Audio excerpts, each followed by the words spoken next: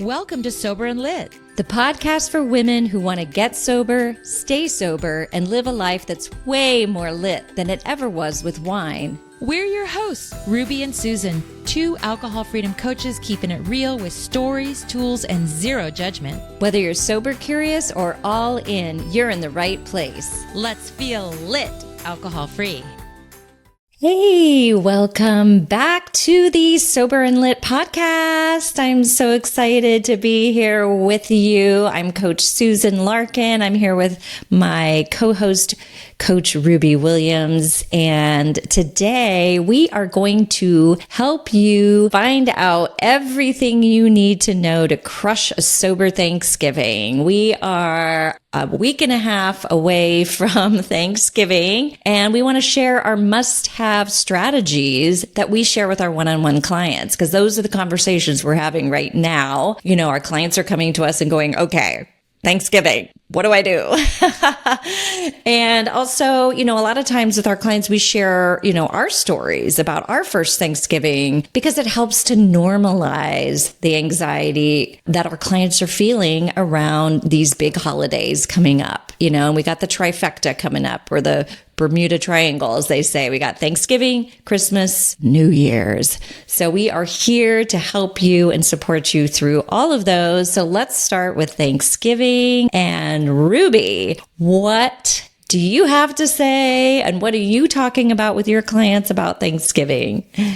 Well, I thought I'd start with a story, a little tale about Thanksgiving, because I always used to host Thanksgiving. I was the one that hosted for many, many years. I loved hosting Thanksgiving, actually.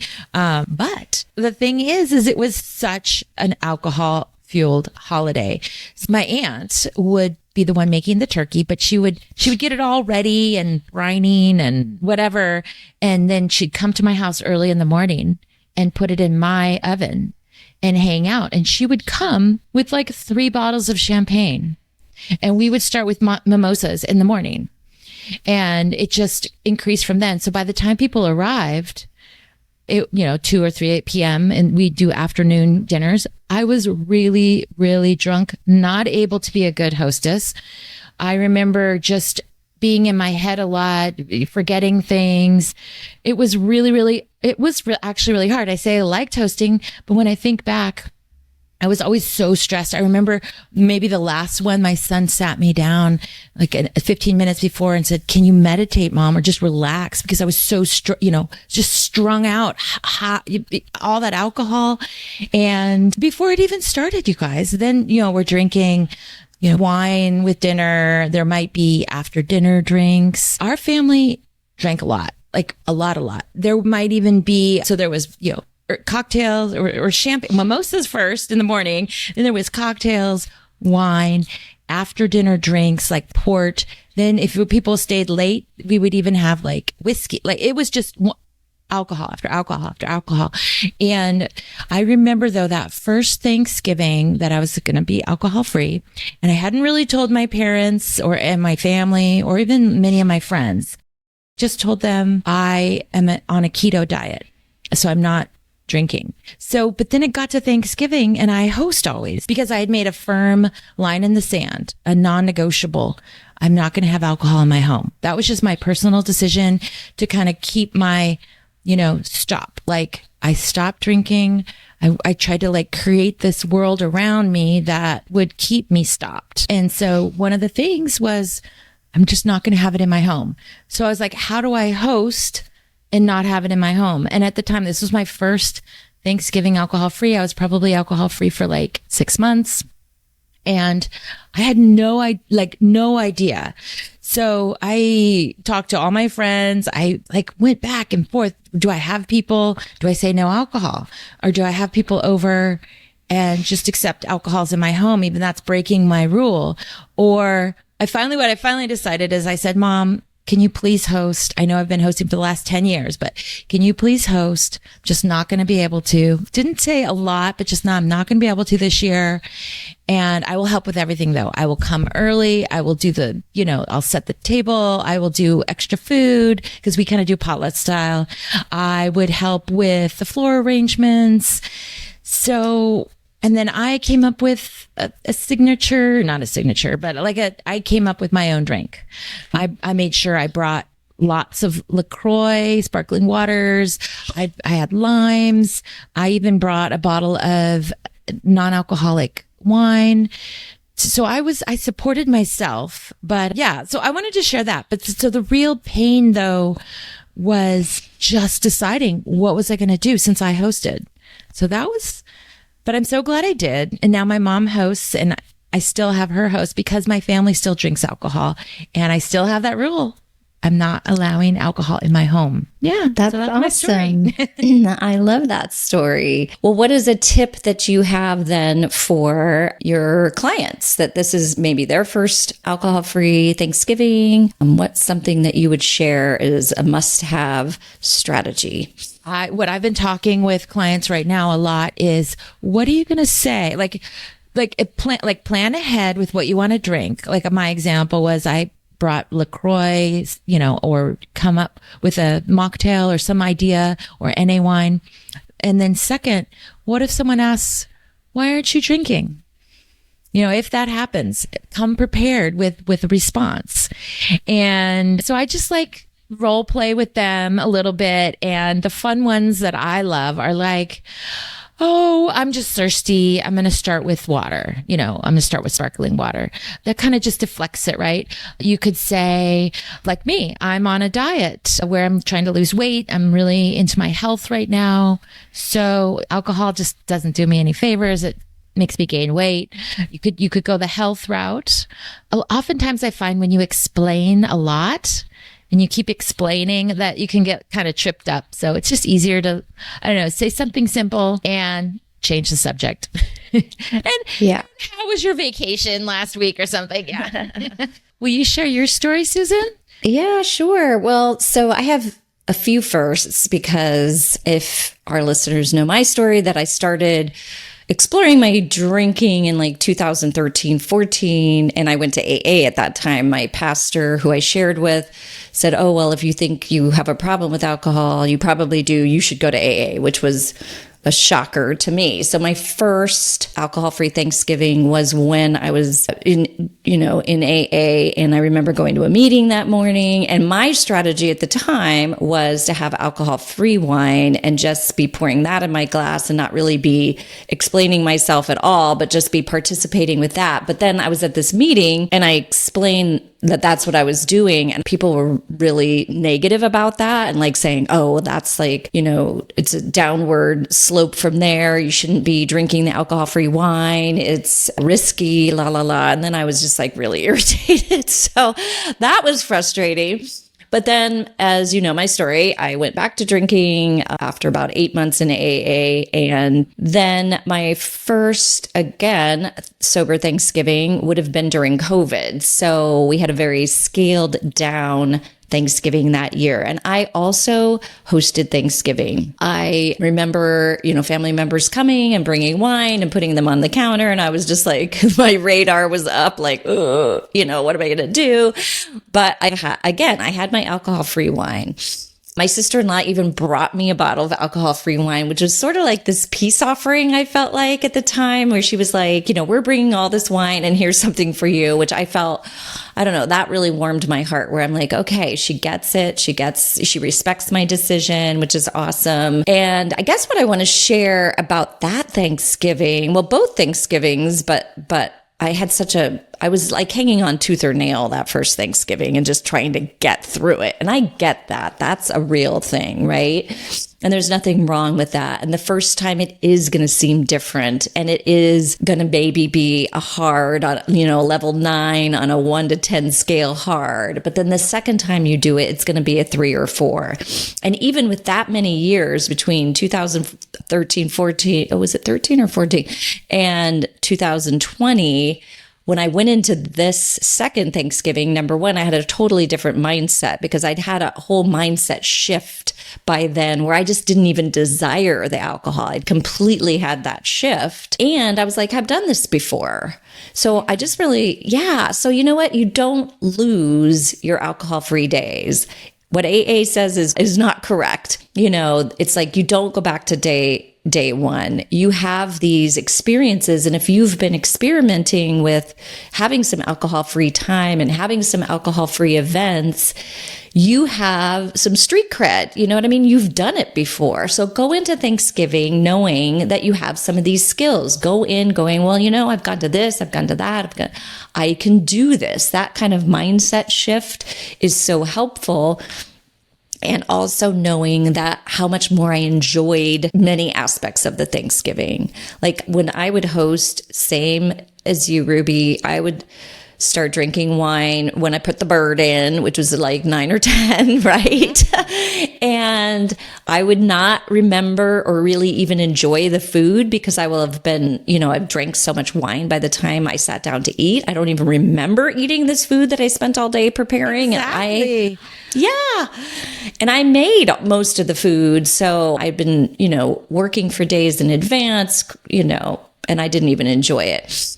And so just kind of turning your mindset to what is there to enjoy. That would be the strategy that I tell clients is like turning your focus to how can I have the most amazing Thanksgiving? Like put that thought, that question into your brain, and your little GPS coordinates, your reticular activation system will be looking for ways to truly enjoy this Thanksgiving and enjoy the food, enjoy the company, and, have your drink. And if it feels important for you to feel like you have something in your wine glass and alcohol-free wine works for you, then that is a suggestion that I work on with clients is what are you going to drink? And a lot of them, in fact, one client that I'm working with right now, this will be her first alcohol-free Thanksgiving. And she's like, I just won't tell anyone. I'll just have my own bottle and put it in my glass. And I don't even think anyone's going to notice that I'm drinking alcohol-free wine. And so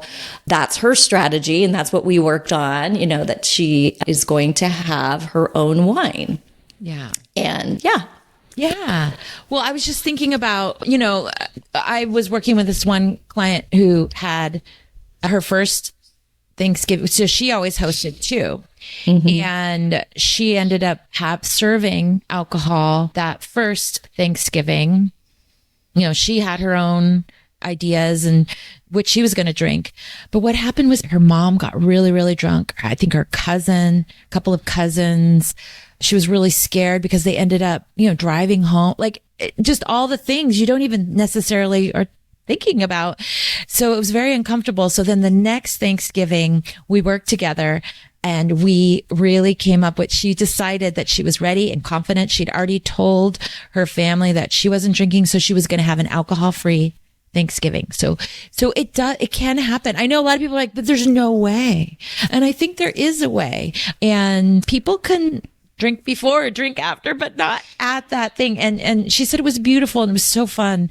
And she was so present, right? So for me, I think being present is something I like to talk about. You give your gift of being present, in that I would spend holidays thinking, especially Thanksgiving, thinking about how much wine I was drinking, or I'd already drank a lot. It was just in my head. So I didn't enjoy my nieces and nephews and play with the kids. And I was probably too drunk to play games. So I just enjoy it so much more. But the strategy I'd like to talk about next is actually arriving early and leaving early and driving yourself. Yeah. I'm a very sensitive person. And if I come to a party like my parents' house and everybody's already there, so there's like 20 people there, it's so much energy and I can't relax. But if I get there early or before, say I'm going to help you and I'll arrive half hour early and I get to be there when each person arrives, I can like take on that energy. And if I'm there early, they're usually not drunk yet. And then as soon as I notice people are getting really drunk, I will just leave. I'll be like, okay, gotta go. And I even would tell my mom or whoever's hosting, I might have to leave, earlier than you think. Especially that first year, I think I left after just 3 hours or something. I was one of the first to leave. I just said, okay, thank you so much. It's so wonderful, but I'm leaving. Yeah. Yeah. So I love that. I love that strategy. Arrive early, leave early. I love that because then you get that one-on-one time, that really present connection, which you can't have once people have been drinking. Once the shades are down, you're not really communicating. That's beautiful. So if you're hosting, what do you do though? Yep. So I would say, and I've worked on this with clients, is go for a walk, take a break, go, I'm just going to go out and get some fresh air. Or if there's, someone that you want to connect with, go, hey, do you want to go for a walk around the block with me real quick? Just go out and take a break. If it's getting to be too much, another great strategy, just to introduce your family maybe to some alcohol-free beverages. And this is something we've been doing in my family. Now, since my father-in-law passed away, we do not host Thanksgiving here at our house anymore. That was what we did. And for my husband's side of the family, they always came here to Connecticut. So now my husband and I go out to California because we have a huge big bash in California, usually at my cousin or my sister or my mom's house. And what we've started to introduce is starting the evening with a sparkling alcohol-free beverage and also having a signature mocktail. And this is what I would say is like evidence of the ripple effect. So I have family members, they still drink, but they're sending me mocktail recipes all the time. Or, hey, have you ever tried this one? Because they are incorporating alcohol-free drinks into their life in order to drink less. And I think that's a beautiful thing too. So we start off with a sparkling alcohol-free beverage. So everyone isn't getting super drunk anymore.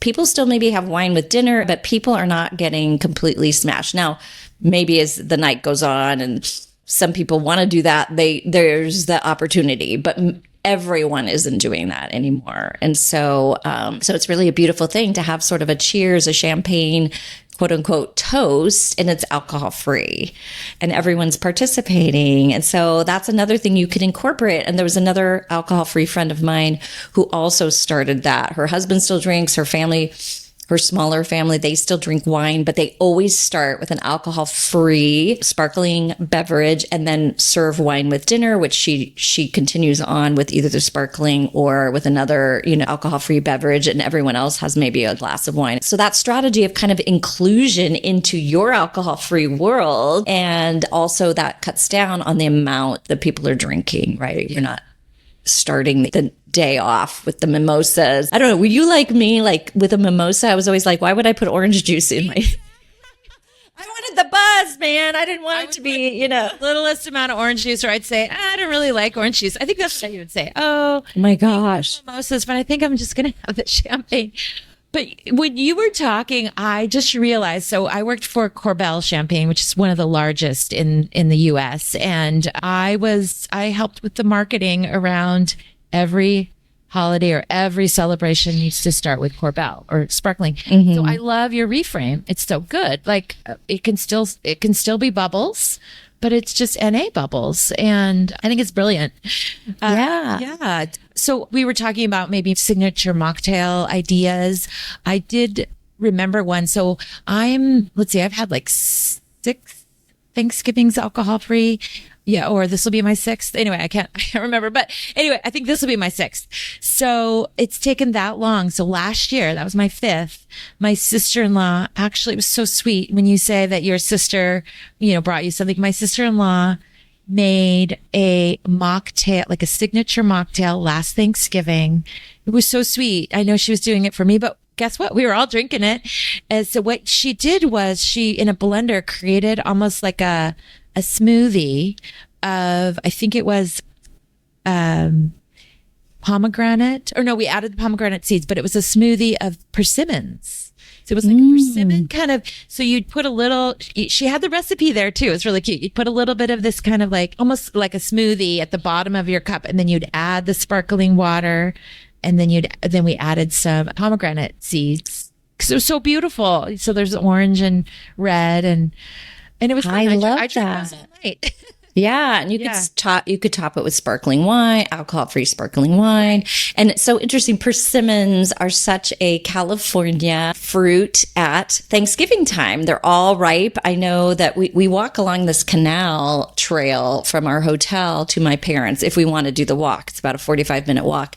And along the canal, we can see into people's yards. And so many people have persimmon trees. And it's such a California, like, I don't know, like on the East Coast, if anyone even knows what a persimmon is, honestly. Yeah. Right. It's very California. Well, there's different types, but yeah, I will share my very favorite. Hey, it's a Thanksgiving episode. I make this salad every year for Thanksgiving. It's persimmons, the fuyu persimmons that are a little more squat. Okay. And it's just persimmons. It's so simple.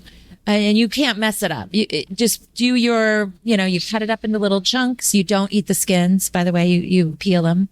And then you make little chunks of persimmons as much as you want. I do like 10 for the whole family. I'll do like 10 persimmons and maybe 4 pomegranates and pomegranate seeds. And then maybe 2 lime juice. That is it. It is the most beautiful, simple, delicious salad with 3 ingredients. And it's so good for Thanksgiving because Thanksgiving's heavy, right? You've got the gravy and this is like a light and it's the orange and the deep red on your plate. I love that. It's fresh. And it's so good left over. You can put it with yogurt or ice cream. So it starts to get kind of mushier, but it's still really good on yogurt or favorite recipe. I'll post it in the show notes. Yes, I think I might try that this year. I usually do want to do some sort of salad because, like you said, it's a very heavy meal, and to have a little something fresh and light. I usually do a citrus with a grapefruit, avocado with lettuce type of salad. Yeah, but this sounds fun. I think I might try this one this year. And, I love persimmons, and I'm thinking, I don't even know if my kids have ever tried a persimmon because, like I said, they're not really an East Coast fruit that I know of. Yeah. So one that I was thinking of doing this year as my signature last year, I can't remember what I made, but I think it was sangria. I think I made a big thing of alcohol-free sangria for Thanksgiving. But what I love Mocktail Mom, we've had her on the podcast, Deb Podlogger, and she has a recipe that I've seen on social media that I'm going to try. So Gießen wine is a Sauvignon Blanc that I really like, and you can get it at Total Wine. And so I've had that a lot. And now they have these spritzes, which come in cans. So they're sparkling. And her recipe is super easy. It's just like, a half a cup, it's just equal parts of apple cider, and then top with the Gießen spritz. And then, if you want to add some color with some apple slices, some pomegranate seeds, it just makes a very seasonal, because you're, got the apple cider with all the spices, seasonal drink that sounds really yummy to me anyway. And I'm excited to try some of these Gießen spritzes. So that's what I'm going to try. And I want to give the credit to Mocktail Mom, but I also want to say in her book, all of her recipes are super easy. So, and that's what I like. I like easy. I like it too. So for those of you though that don't want to have anything that looks like wine or looks like beer or looks like a mocktail or a cocktail, you are, because I actually didn't want to drink out of wine glasses or beer steins or have it look like a martini glass. I thought it was a little triggering for me personally. So I kept with just sparkling water with lime juice, maybe cranberry juice added, or you can add tart cherry juice. Simple. You can get it anywhere at any restaurant. You could probably ask anybody. Sparkling water, add a lime. You could even, if they that don't have any juice, which usually they have some sort of juice. It could be cranberry juice or orange juice. You could just add a little bit of juice, or even, grapefruit juice is very good too. But simple. So you don't have to, if you find it triggering, and stick with the sparkling water ones and make them pretty. You could add berries in them, like frozen blueberries or the pomegranate that I was talking about, or little bits of strawberry. Yeah. So I think that's great. Yeah. We want to have it special too, right? It's a special day. So Yeah. So having special food and really, again, that mindset of how can I truly enjoy this holiday? And real fun is connection. Real fun is flow.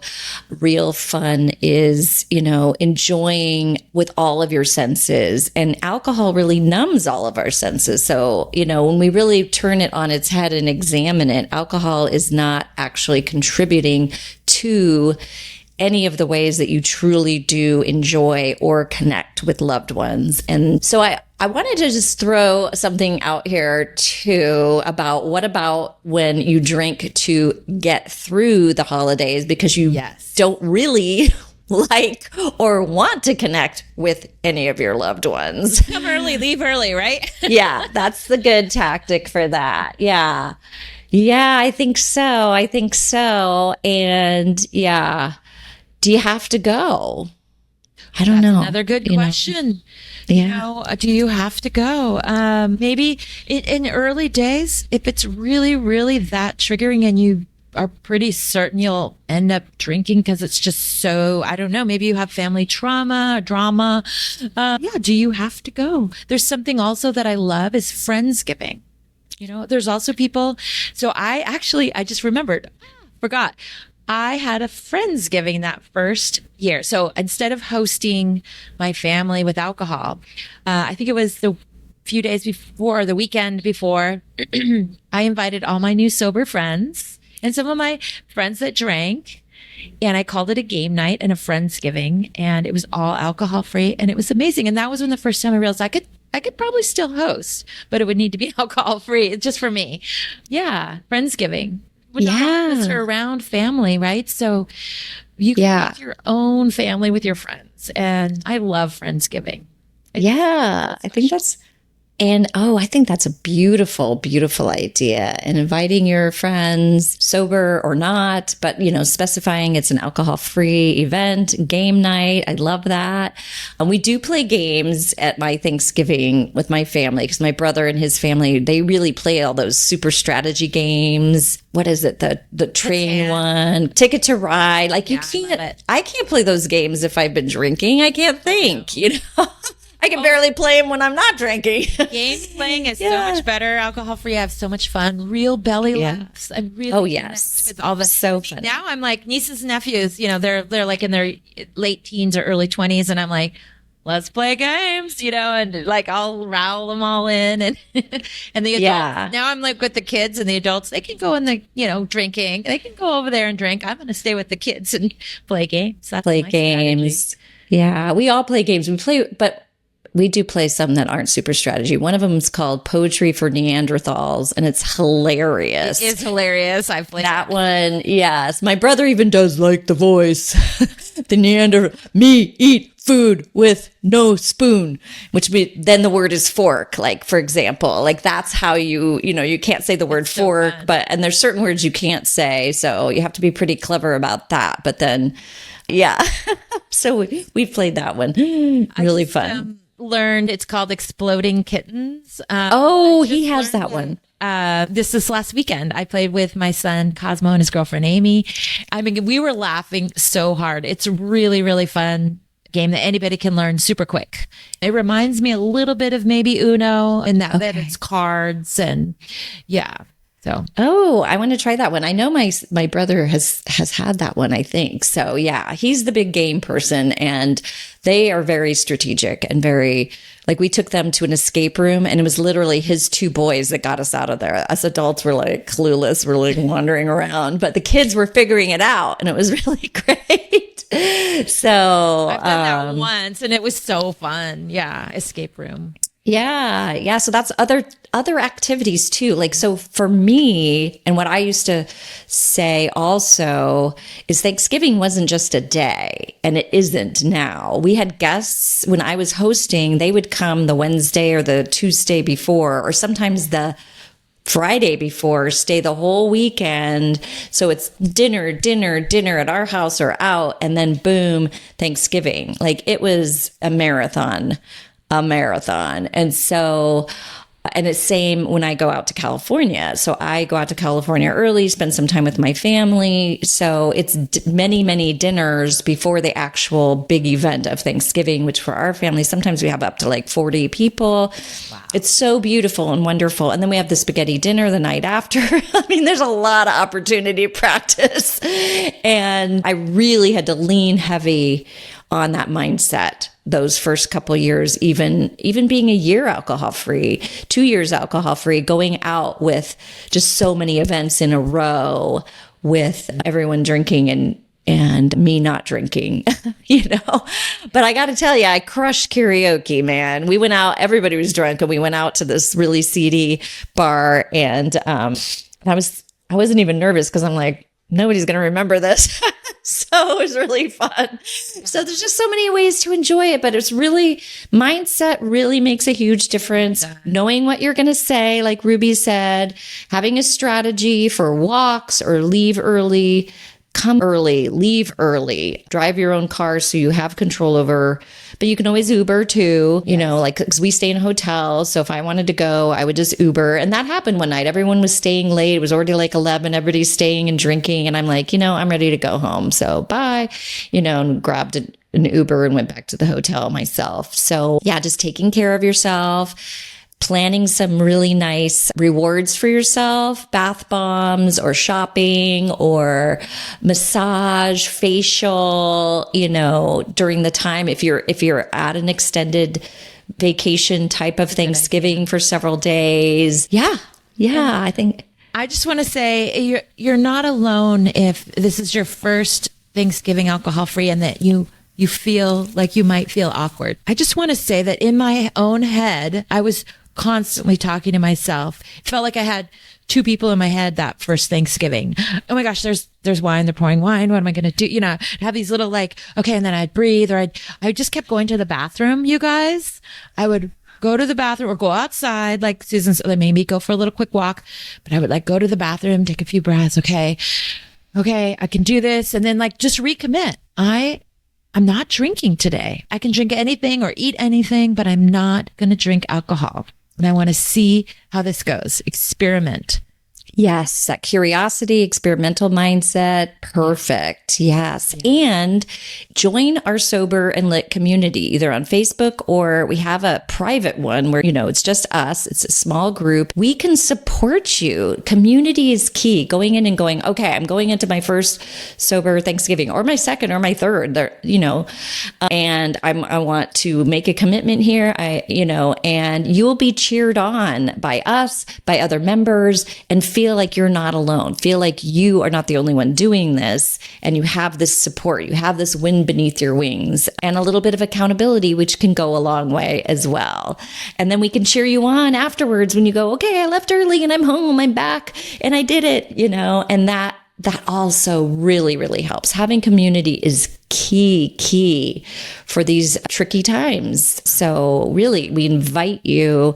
The link is in the show notes. Join our community. Say, this is my first Thanksgiving or second. Honestly, each year it gets easier and easier, but it's the support, right? Because we live in an alcohol-centric culture and we are counterculture. And sometimes that can be difficult, and it's easier with support. Exactly. Well, very well said, Susan. Yay. All right. So this is the time of the podcast when we talk about what we are doing that helps us feel lit. So Ruby, can I ask you, what are you doing right now that helps you feel lit? Thank you for asking. I thought about this morning, and what I'm actually doing a lot of, and I've been geeking out on manifestation books and podcasts and audiobooks and the tool of visualization with manifestation. And it starts with gratitude.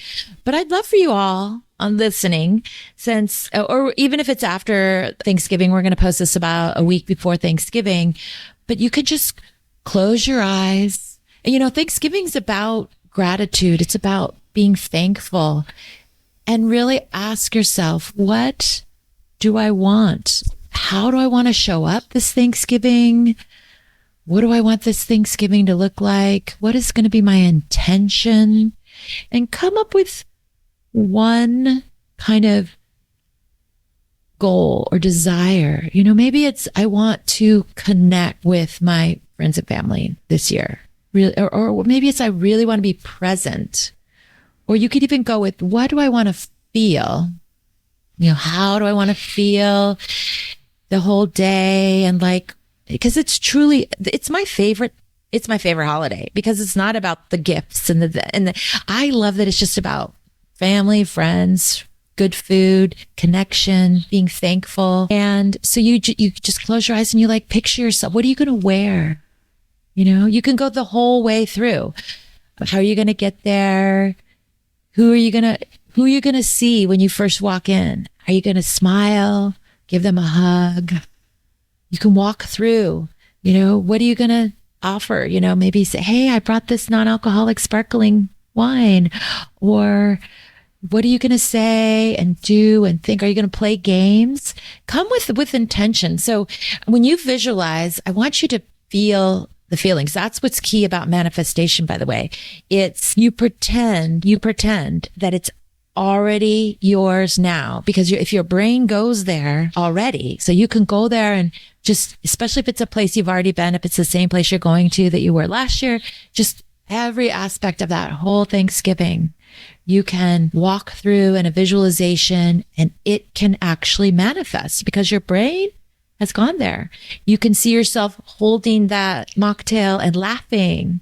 You can see yourself maybe walking, asking one of your cousins to go for a walk around the block. Or you can even see yourself, maybe you got triggered by something or someone's a little difficult, your uncle's a little difficult or something, and you can go into the bathroom and see yourself taking a couple of deep breaths. And then this is really the most beneficial tool you have. And it can also fuel your gratitude and your thankfulness. And maybe when you do this visualization, you can come up with ideas. You'll play games this year, or you're going to do something different. You can create new rituals for your holidays. It doesn't have to be starting with champagne. It could be starting with sparkling wine, like Coach Susan said. Yeah. So visualization, you could do that right now. And I hope that each one of you has an amazing Thanksgiving with so much gratitude. Yeah. We are grateful for our listeners. Yeah.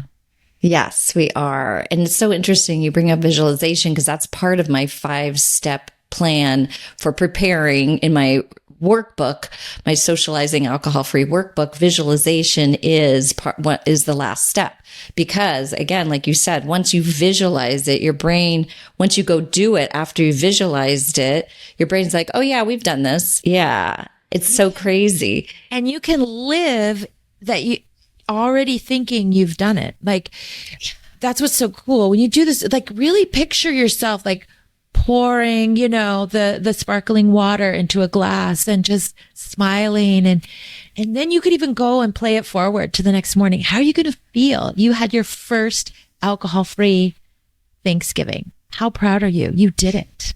Go there too. And then celebrate. Yeah. We talk about celebrations a lot. Celebrate with maybe that self-care piece for Friday. Yes. Go shopping. Yeah. Plan something to keep your momentum going too. Yeah. Yeah. Or plan that massage or that facial for that next morning, at the hotel, if you happen to be staying at a hotel, or, if so that's oh yeah, I'm getting a massage or a facial in the morning. I don't want to show up all hungover, so that's also an added way to stay accountable. So, well, amazing. Yes. We have so much gratitude. We thank you for being here, for listening to our podcast, for being part of our community. We are so grateful. We love you so much, and we are here to support you. So join our community, and we will walk this Thanksgiving with you, alongside you, cheering you on. And we will see you next week. Thanks so much for listening to the Sober and Lit podcast. If you enjoyed this episode, we would love it if you would subscribe, rate, and review. It really helps get the word out. And remember, do something today to help you feel lit. See you next week.